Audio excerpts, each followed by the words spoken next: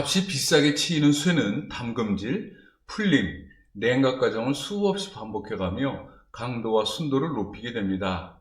따라서 쇠는 이 과정을 얼마나 반복했느냐에 따라 몸값이 달라집니다. 이러한 일련의 과정을 공학에서는 열처리라고 일컫습니다. 쇠의 입장에서는 뜨거운 화덕과 차가운 물항아리를 수없이 오가야 하는 그야말로 견디기 힘든 괴로운 시간의 연속이겠지만, 주인의 입장에서는 쇠를 보다 비싸고 귀하게 팔 요량이라면 가급적 열처리를 한 번이라도 더 반복하고자 할 것입니다. 쇠 또한 이 과정을 모두 무사히 견디고 변화된 자기의 모습을 보았을 때 아마도 주인의 깊은 속마음을 헤아릴 수 있지 않을까 싶지만, 어쨌거나 쇠에게 이러한 과정은 차후의 일이고 무엇보다 그 과정은 혹독하고도 매서운 것이라 여겨 두려운 마음에 가능한 일을 피하기 위한 마음을 앞세워 둘 것입니다. 왜냐하면 우리와 다름없이 쇠 또한 소돔과 고모라에서의 불과 대홍수에서의 물은 본래 무서운 것이라는 사실을 잘 알고 있기 때문일 것입니다. 성경에서는 열처리 과정을 달리 연단이라고 합니다. 그 쇠가 모세였고 그 주인이 하나님이셨습니다. 모세는 미디안 땅에서 마치 쇠와 같은 두려운 마음으로 차차 주인의 깊은 속마음을 알게 되는 연단의 시기를 갖게 됩니다. 그 연단의 세월이 장장 40년이었습니다. 한편 모세가 하루아침에 바로의 궁을 떠나 미디안으로 숨어들게 된 이유는 뜻밖에도 그의 가슴속에서 불타고 있었던 애국심과 정의감 때문이었습니다. 그 계기는 모세가 자신의 동족이 고된 노동 속에서 신음하고 있는 와중에 애굽인이 자신의 동족을 매질하는 것에서 비롯되었습니다. 모세는 이에 격분해 애굽인을 죽여 남몰래 모래 속에 파묻게 됩니다. 그런데 다음날 모세는 두 히브리 형제가 싸우고 있음을 보고 그들의 시시비비를 가려주다가 잘못을 저지른 무지한 형제로부터 뜻밖의 원한을 사게 됩니다. 이로 인해 모세는 잘못한 형제의 고의성 다분한 보복적 고발에 따라 급기야 애굽 관원을 죽였다는 사실이 발각되고야 맙니다. 당시 애굽의 관원을 죽인다는 것은 바로를 죽이는 것과 매한가지로 취급되었습니다. 더군다나 바로의 칙령에 의해 히브리 족속을 감시하고 있었던 애굽 관원을 그것도 히브리 사람들이 보는 앞에서 죽였다는 사실은 더할 나위 없는 중대한 범죄였습니다. 모세가 애굽 관원을 죽인 것은 순간적인 감정을 주체하지 못하고 저지른 우발적인 행동이 아니었고 다분히 의도된 행동이었습니다. 그 모세는 그간의 자기 형제들이 고되게 노동하는 것을 눈으로 똑똑히 보았고, 또 그때 애굽 관원이 그의 동족을 매질하는 것을 보았을 뿐만 아니라 애굽 관원을 죽일 당시 주위를 살펴 사람이 있는지를 확인했고, 죽인 애굽 사람을 시선을 피해 몰래 파묻은 것 등이 그 이유라 알 수 있습니다. 모두가 모세가 그가 마음속에 품고 있었던 애국심이 있는 그대로 드러난 결과였습니다. 여하튼 동포가 애굽에서 학대를 받고 있음도 모자라 애굽 관원들에게서 이유 없는 매질을 당하는 모습을 본 모세는 끓어오르는 애국심을 억제하지 못하고 살인을 범하고야 말았습니다. 그때 모세의 처절했던 심정이 하루가 채 지나기도 전에 그의 동포는 또다시 서로 싸우게 되고, 이를 보다 못해 중재자로 나섰다가 되레 잘못을 저지른 자의 보복성 짙은 원성을 샀고, 그 과정에서 애굽 관원을 죽인 일이 탄로나게 되었던 것입니다. 왜 그들이 같은 민족으로서 그것도 애굽의 핍박을 받는 중에 싸웠는지 기록에서는 찾아볼 수 없지만, 생각해보기에 아마도 힘든 노동 후에 주어지는 주먹밥을 서로 많이 차지하기 위한 욕심 때문이었거나, 아니면 힘든 노력을 서로에게 떠맡기고자 했던 이기적인 심사, 둘 중 어느 하나에서 비롯되었을 것이라 생각합니다. 그렇다면 그들은 애국심이고 민족이고 결애고 하나님이고 간에 모두 소용없고 오로지 먹을 것을 주관하는 식신과 충분히 쉴 수 있는 휴신만을 시시때때로 섬기고 있었을 것입니다. 아무리 그렇더라도 여기서 식신과 휴신이라는 생뚱맞은 표현까지 들먹여가며 그들을 나무라는 것은 너무 과장되고도 비약된 것이 아닌가 하는 의문이 들 수도 있겠지만, 이는 천만의 말씀입니다. 우리 이 같은 참담한 꼴을 여기서뿐만 아니라 그들이 애굽을 떠난 이후 수르강에 이르렀을 때 또다시 낱낱이 보게 될 것입니다. 동포를 위하고자 나섰던 모세의 갸륵한 애국심과 고난에 처한 동포를 살갑게 보듬어주고자 했던 모세의 따뜻한 측은지심은 뜻밖에도 여지없이 무너지고, 졸지의 모세는 현상 수배범으로 낙인 찍히고야 맙니다. 그렇게 하나님께서 예비해두고 계셨던 모세의 연단은 부지불식간에 이루어지게 됩니다.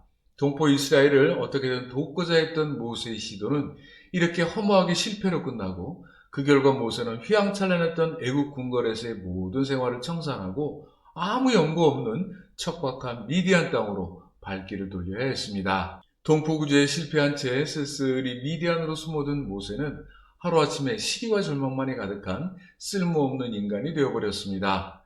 그렇지만 이 시기야말로 그에게는 연단이라는 시각에서 인생의 가장 중요한 때를 맞게 됩니다. 무엇보다도 모세는 척박하고도 쓸쓸한 미디안 땅에서 문명을 떠나고 야심을 버린 채 다만 양떼를 벗삼아 평범한 생활에 임하면서 점차 참되고 신실한 하나님의 종으로서 본연의 모습을 되찾아가게 됩니다. 하나님께서는 이처럼 일체의 인간적인 희망을 내려놓았을 때 비로소 모세에게 나타나셔서 발걸음을 재차 애굽으로 돌리게 하셨음을 봅니다. 하나님께서는 이처럼 미디안 땅에서 이스라엘의 해방을 위해 모세를 훈련시키시고 또한 그로 하여금 준비케 하셨습니다. 우스꽝스러운 이야기가 들는지 모르겠지만 어찌 보면 광야는 하나님의 수많은 종들과 그 백성들을 연단시키시고 깨닫게 하신 지금으로 보아 최이상의 신학교가 아니었을까도 생각해 봅니다. 이제 때가 찼습니다. 그때가 모세의 눈앞에 있었고 뒤에 하나님이 서 계셨습니다. 미디안 땅에서 저 멀리 그가 떠나온 애굽을 바라보고 있었을 모세의 그때 그 모습은 과연 어떠했을까요? 틀림없이 모세는 태어난 때나 떠나온 때나 다시 그곳으로 발걸음을 돌릴 때나 한결같이 준수하고 아름다웠을 것입니다. 우리의 곤고한 인생길도 이제 때가 찬 듯합니다. 지금이 우리의 눈앞에 있고 뒤에 하나님이 서 계십니다. 지나온 우리 인생을 돌이켜 앞으로의 우리 인생을 바라보고 있는 우리의 모습은 과연 어떠한가요? 틀림없이 태어난 때나 지나온 때나 천국에 이를 때나 하나님 보시기에 준수하고 아름다워야 할 것입니다. 여호와의 사자가 떨기나무 가운데로부터 나오는 불꽃 안에서 그에게 나타나시니라. 그가 보니 떨기나무에 불이 붙였으나 그 떨기나무가 사라지지 아니하는지라. 하나님이 떨기나무 가운데서 그를 불러 이르시되 모세야 모세야 하시매 그가 이르되 내가 여기 있나이다. 이렇게 모세는 광야에서 양을 치고 있던 중에 뜻하지 않게 하나님을 접하게 되었습니다. 이것은 모세가 전혀 예기치 못했던 일이었으나 하나님의 편에서는 깊고 심오한 계획 중에 하나였을 것입니다. 모세에게 나타나신 하나님께서는 그의 백성 이스라엘의 고난을 잊지 않으시고 이것을 스스로의 아픔으로 생각하고 계셨습니다. 물론 이 같은 아픔도 우리 사람의 생각이라고 할 수 있겠지만 보다 정확히는 하나님께서는 변함없이 이스라엘을 사랑하고 계셨다고 해야 할 것입니다. 모세 또한 결코 애굽의 압제에서 신음하고 있는 자신의 동족을 잊지 않고 있었음이 분명합니다. 자신에게 흐르고 있는 피해 근원을 그의 탁월한 식견과 해박한 지식으로부터 넉넉히 알고 있었을 것입니다.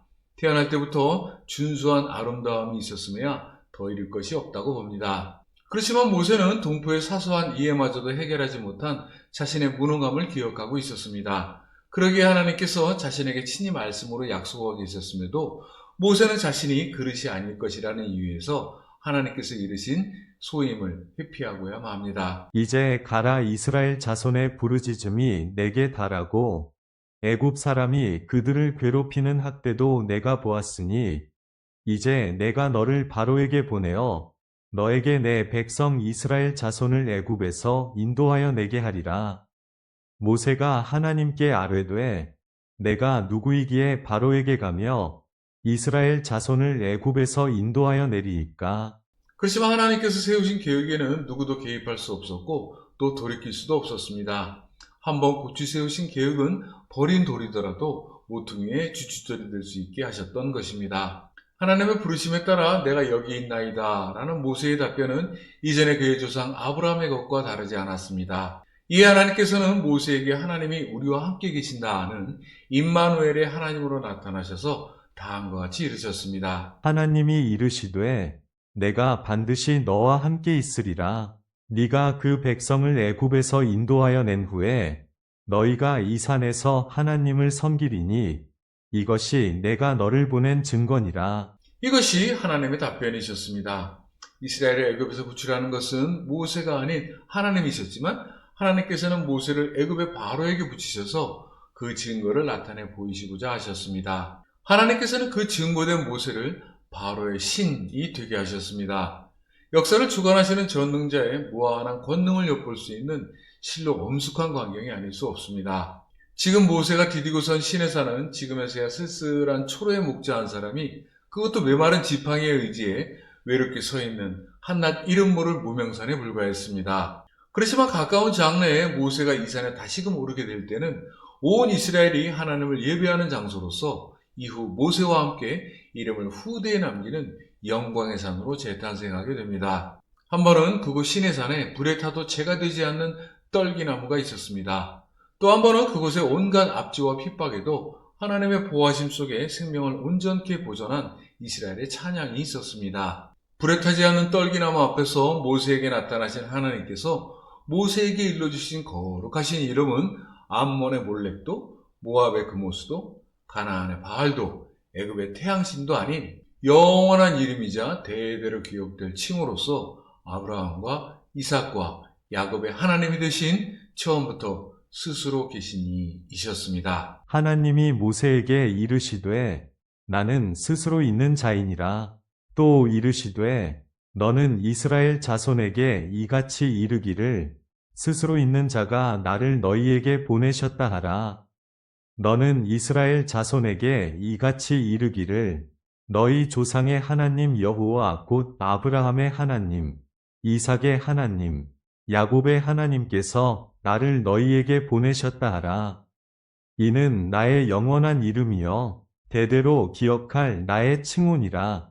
모세에게 이르신 하나님의 명령은 애굽에서 이스라엘을 구출하라는 것에 앞서 애굽에서 스스로 있는 자의 영광과 위엄을 추상같이 나타내 보이라는 것이었습니다. 이는 그때와 다름없이 살아계신 하나님께서 우리에게 명하신 명령과 다르지 않습니다. 그것은 예루살렘과 온 유대와 사마리아와 땅 끝까지 이르러 하나님의 증인이 되라는 것입니다. 읽고 하나님의 사랑을 전하고자 모세는 임마누엘 하나님과 함께 두려움 없이 애굽으로 향합니다. 하나님의 사랑을 전하고자 우리는 임마누엘 하나님과 함께 두려움 없이 세상으로 향합니다. 모세의 뒤를 따라 사도 바울의 뒤를 따라 말입니다.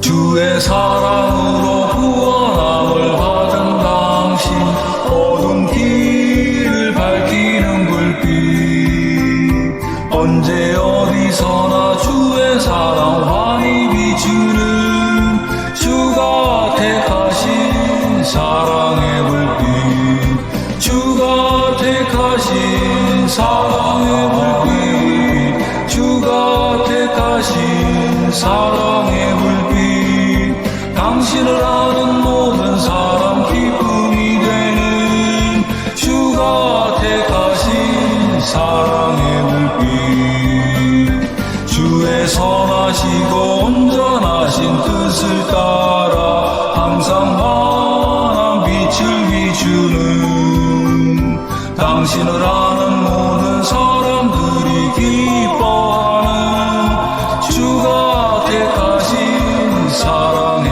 불빛 주가 택하신 사랑의 불빛 주가 택하신 사랑의 불빛 당신을 아는 모든 사람 기쁨이 되는 주가 택하신 사랑의 불빛 당신 얼굴엔 언제나 예수의 사랑 넘쳐 흘러요 참 소망과 평안이 보여요 세상 위에 선한 싸움 싸우는 십자가 군병 주가 택하신 사랑의 불빛 주가 택하신 사랑의 불빛 주가 택하신 사랑의